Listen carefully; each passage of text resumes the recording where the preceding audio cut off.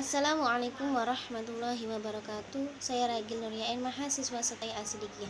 Di sini saya akan mempresentasikan mata kuliah Psikologi Pendidikan, Belajar dan Pengajaran. Belajar itu adalah suatu proses perubahan.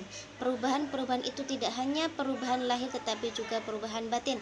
Tidak hanya perubahan tingkah lakunya yang tampak tetapi dapat juga perubahan-perubahan yang tidak dapat diamati. Perubahan-perubahan itu bukan perubahan negatif tetapi perubahan yang positif. Perubahan yang menunjukkan kemajuan atau ke arah kebaikan.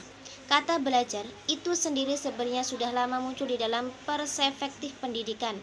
Sejak dari manusia baru dilahirkan di muka bumi hingga beranjak dewasa dan tua, kegiatan belajar masih saja terus dilakukan.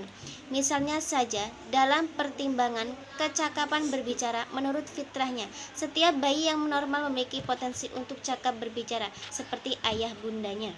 Namun, kecakapan berbicara sang bayi itu tak akan pernah terwujud dengan baik tanpa upaya belajar walaupun proses kematangan perkembangan mulutnya telah selesai.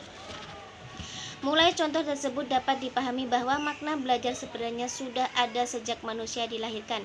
Hanya saja sering berjalannya waktu yang mengarah kepada kehidupan yang kontemporer. Belajar harus dikembangkan dan dapatkah perhatian yang sangat serius dan pemerintah negara termasuk Indonesia.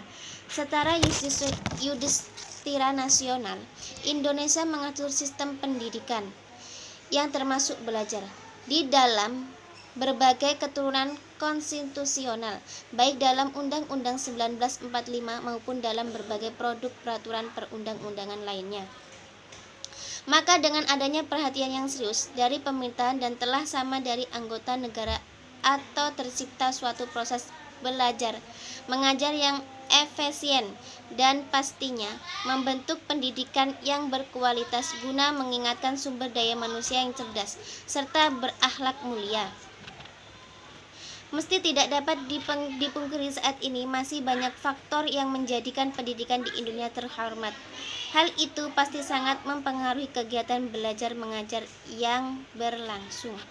Kesimpulan presentasi saya di atas adalah belajar adalah key term yang paling vital dalam setiap usaha pendidikan, sehingga tanpa belajar tak pernah ada pendidikan.